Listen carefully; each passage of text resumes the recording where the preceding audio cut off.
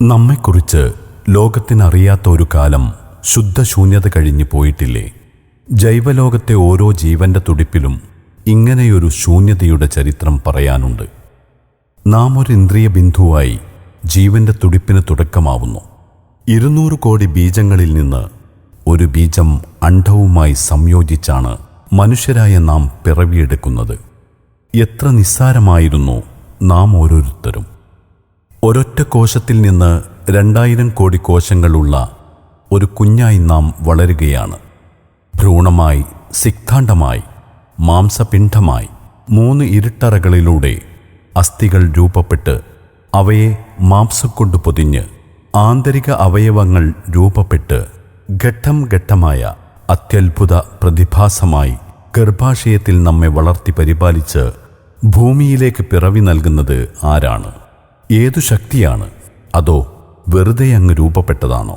وَلَقَدْ خَلَقْنَا الْإِنسَانَ مِنْ سُلَالَةٍ مِنْ طِينٍ ثُمَّ جَعَلْنَاهُ نُطْفَةً فِي قَرَارٍ مَكِينٍ ثُمَّ خَلَقْنَا النُّطْفَةَ عَلَقَةً فَخَلَقْنَا الْعَلَقَةَ مُضْغَةً فَخَلَقْنَا الْمُضْغَةَ عِظَامًا فَكَسَوْنَا الْعِظَامَ لَحْمًا ثُمَّ أَنشَأْنَاهُ خَلْقًا آخَرَ فَتَبَارَكَ اللَّهُ أَحْسَنُ الْخَالِقِينَ. എത്ര സങ്കീർണമാണ് നമ്മുടെ കണ്ണ്! എത്ര അത്ഭുത പ്രതിഭാസമാണ് തലച്ചോർ! വിസ്മയാവഹമായ ഹൃദയം, അസ്ഥിവ്യവസ്ഥ, ദഹനവ്യവസ്ഥ തുടങ്ങി അതിഭീകരമായ ഒരു ഫാക്ടറി കണക്കെ നമ്മെ സൃഷ്ടിച്ച് വ്യവസ്ഥപ്പെടുത്തി ഓരോ അവയവത്തിനും ഓരോ ധർമ്മവും മാർഗദർശനവും നൽകിയ ശക്തിയാണ് നമ്മുടെ സ്രഷ്ടാവ്. ആർക്കാണ് സ്രഷ്ടാവിൻ്റെ അസ്തിത്വത്തിലും നടപടിക്രമങ്ങളിലും അഭിപ്രായ വ്യത്യാസമുള്ളത്? നമുക്ക് വേണ്ടി പ്രപഞ്ചത്തിലെ എത്രയെത്ര അത്ഭുത സംവിധാനങ്ങൾ! മണിക്കൂറിൽ 1670 കിലോമീറ്റർ വേഗതയിൽ കറങ്ങുന്ന ഭൂമി 1,07,226 കിലോമീറ്റർ വേഗതയിൽ സൂര്യനെ വലയം വെക്കുന്നു. എന്നിട്ടും ഒരു കുഞ്ഞിന് തൊട്ടിലുപോലെ, സുരക്ഷയേകുന്ന ഒരു മെത്ത പോലെ ഭൂമിയെ സംവിധാനിച്ചവൻ അവനല്ലേ സൃഷ്ടാവ്? മനുഷ്യരുടെ ആരാധ്യനായ സൃഷ്ടാവ്. അതെ, സൃഷ്ടാവുണ്ടെന്ന് മനുഷ്യബുദ്ധി പറയുന്നു. സൃഷ്ടാവിനെ നിഷേധിക്കുന്ന പരിണാമവാദം ചരിത്രത്തിലെ ഏറ്റവും വലിയ ബാലിശമാണെന്ന് ലോകം തെളിയിച്ചു കഴിഞ്ഞു. നെബ്രാസ്ക മനുഷ്യർ, നിയാണ്ടർഥാൻ, പിൽഡൗൺ മനുഷ്യർ, ഫെസറോപിത്തിക്കസ്, സിഞ്ചാന്ത്രോപ്സ്, രാമാപിത്തിക്കസ് തുടങ്ങി പരിണാമവാദികൾ സമർപ്പിച്ച സദൃശജീവികളെല്ലാം കൃത്രിമമായി ഉണ്ടാക്കിയ മണ്ണുകട്ടകളാണെന്ന് ഫോസിൽ പഠനം വ്യക്തമാക്കിയപ്പോൾ വേദവെളിച്ചത്തിൻ്റെ ആധികാരികതയാണ് കൂടുതൽ വ്യക്തമായത്. മനുഷ്യജീവിതത്തിന് സുരക്ഷ നൽകും വിധം അന്യൂനവും അത്യത്ഭുതകരമായി പ്രപഞ്ചത്തെ സംവിധാനിച്ച് പരിപാലിക്കുന്ന സൃഷ്ടാവ് ആ പ്രപഞ്ചത്തിലെ ചെറിയൊരു സൃഷ്ടിയായ മനുഷ്യന് സന്മാർഗ വെളിച്ചം നൽകാൻ സാധ്യമല്ലാതെ വരുമോ? വേദവെളിച്ച നിർദ്ദേശങ്ങൾ അപ്രായോഗികമായി വരുമോ? വേദങ്ങളുടെ അവസാന പതിപ്പും ലോകാന്ത്യം വരെ നിലനിൽക്കുന്ന ദൈവിക വേദവുമാണ് ഖുർആൻ. ആധുനിക ലോകം വെളിച്ചം തേടുന്ന ചോദ്യങ്ങൾക്ക് പ്രായോഗിക പരിഹാരം പഠിപ്പിക്കുന്ന സന്മാർഗം ഖുർആൻ മാത്രമേയുള്ളൂ. കാരണം നൂറ്റാണ്ടുകൾക്ക് മുമ്പ് അപരിഷ്കൃതരും അരാജക ജീവിതം നയിച്ചവരുമായ മനുഷ്യക്കൂട്ടങ്ങളെയാണ് ആ ദിവ്യ വെളിച്ചം ലോകത്തിൻ്റെ ജേതാക്കളാക്കിയത്. അധമകാലത്തെ മനുഷ്യർക്ക് മാർഗദർശനം പകർന്ന ഒരു ദർശനം ആധുനിക കാലത്ത് അതിലേറെ പ്രസക്തമാണ് എന്ന ഗോൾഡൻ ചൈൽഡിൻ്റെ വാക്കുകൾ ചിന്തോദീപകമാണ്. നൂറ്റാണ്ടുകൾ ഇളകിമറിഞ്ഞിട്ടും ശബളിമ വറ്റാതെ മനുഷ്യന് സന്മാർഗ വെളിച്ചം പകരുകയാണ് ഖുർആൻ. ഖുർആൻ പരിചയപ്പെടുത്തുന്ന സത്യധർമ്മങ്ങൾ അപ്രായോഗികമോ തെറ്റായതോ ആണെന്നും വിരോധിച്ച തിന്മകൾ അതാണ് വിശുദ്ധി നൽകുന്ന പ്രായോഗിക വഴികളെന്നും ലോകം ഇതുവരെ തെളിയിച്ചിട്ടില്ല. മറിച്ച് ലോകം വേദവെളിച്ചത്തിലേക്ക് തിരിച്ചു നടക്കുകയാണുണ്ടായത്.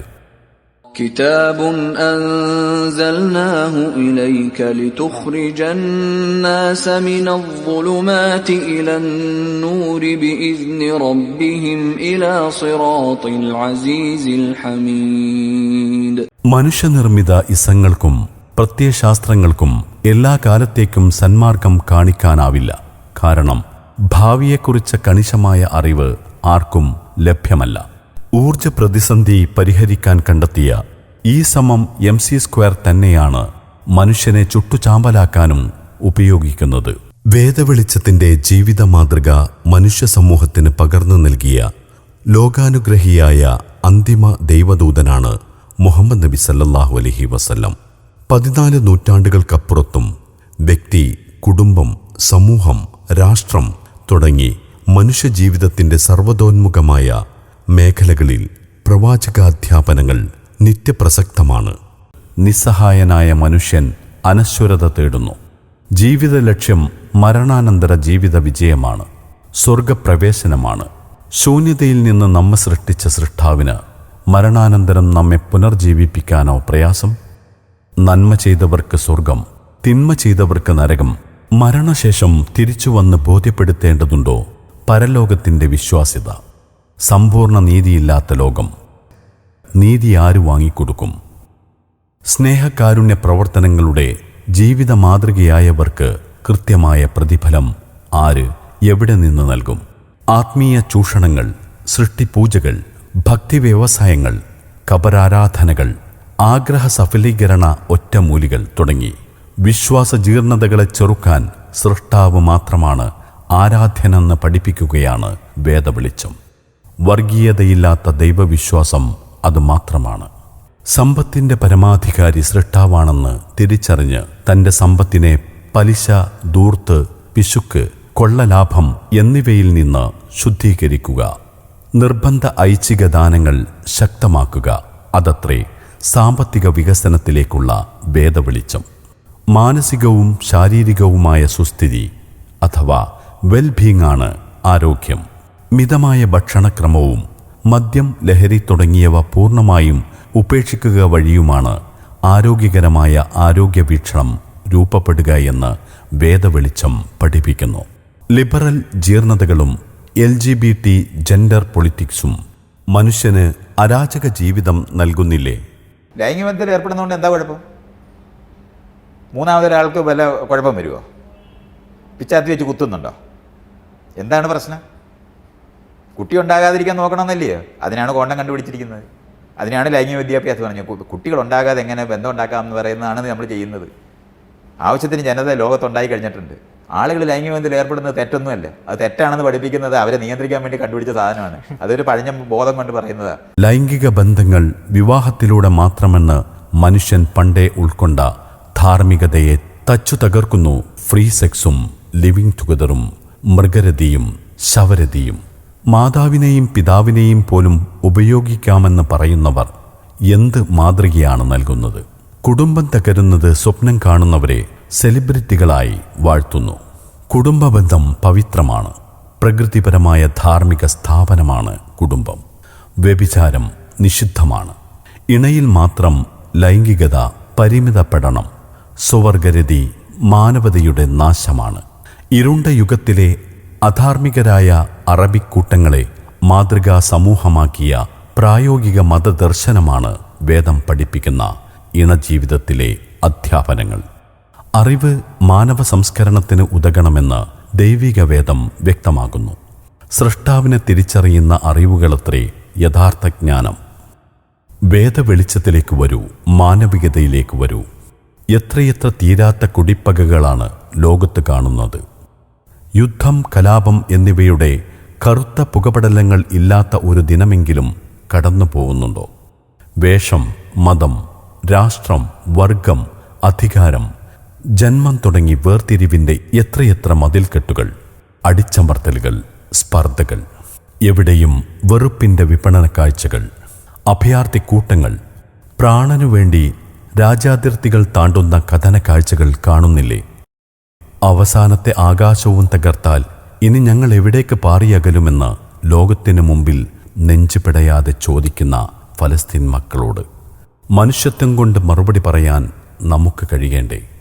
മാനുഷാത അരുത് കാട്ടാള എന്ന് പ്രഖ്യാപിക്കാൻ, വിശ്വമാനവികതയ്ക്ക് ശക്തി പകരാൻ, മനുഷ്യത്വത്തിനായി കൈകോർക്കാൻ പിന്മടക്കമില്ലാതെ നമുക്ക് പൊരുതാം. يا أيها الناس إنا خلقناكم من ذكر وأنثى وجعلناكم شعوبا وقبائل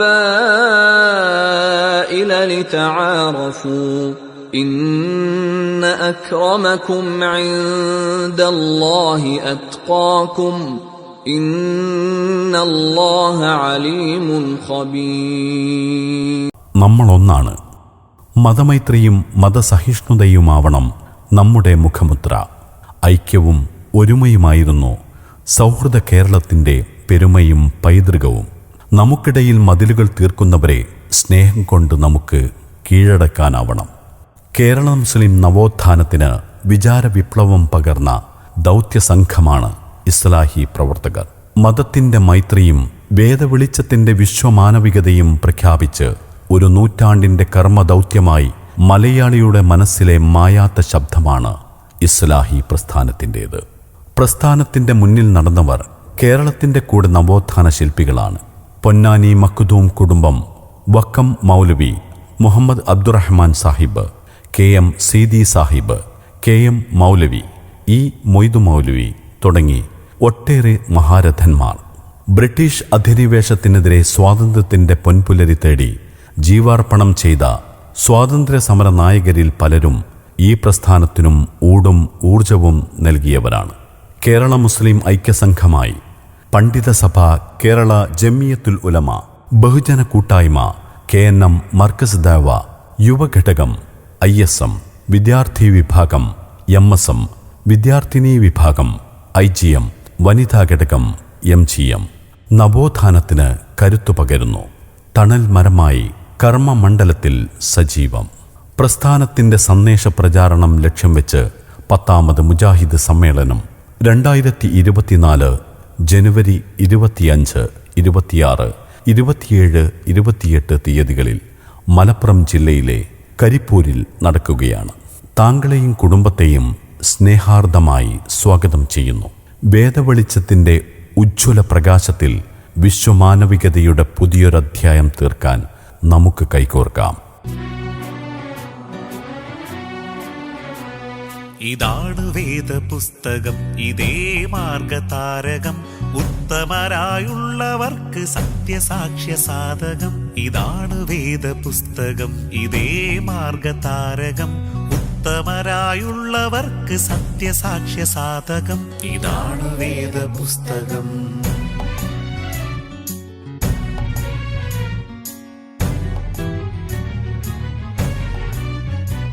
വായിക്കുക നീ നിന്നെയും പടച്ചവന്റെ നാമമിൽ, വചനങ്ങൾ നിന്നെ മാറ്റിടും ദൃഷ്ടാന്തമായി ചിന്തയിൽ.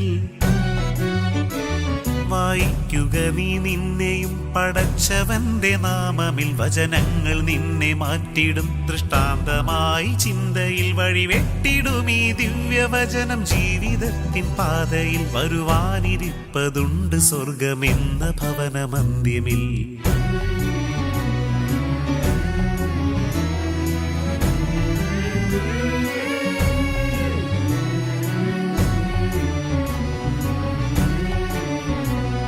ജനിപ്പതിനു മുമ്പു നാം കഴിഞ്ഞിടുന്ന ലോകമുണ്ടൊരുത്തനും മറന്നിടാത്ത ദൈവവാക്യ സൂചിതം. ജനിപ്പതിനു മുമ്പു നാം കഴിഞ്ഞിടുന്ന ലോകമുണ്ടൊരുത്തനും മറന്നിടാത്ത ദൈവവാക്യ സൂചിതം. മരിച്ചതിനു ശേഷമുണ്ട് നിത്യവാസ ലോകമെന്ന സത്യവാക്യം കേട്ടിടുകിൽ പിന്നെ എന്തിനത്ഭുതം.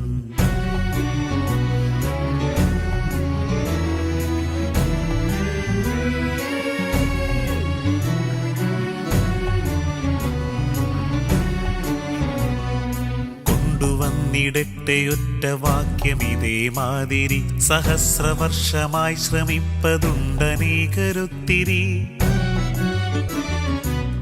കൊണ്ടുവന്നിടട്ടെ ഒറ്റ വാക്യമിതേ മാതിരി സഹസ്രവർഷമായി ശ്രമിപ്പതുണ്ടനേകരൊത്തിരി കഴിഞ്ഞതില്ല നാളിതോളമാർക്കുമില്ല സംശയം കരീമവന്റെ വാക്യമാണിതെന്നതല്ലേ നിർണയം.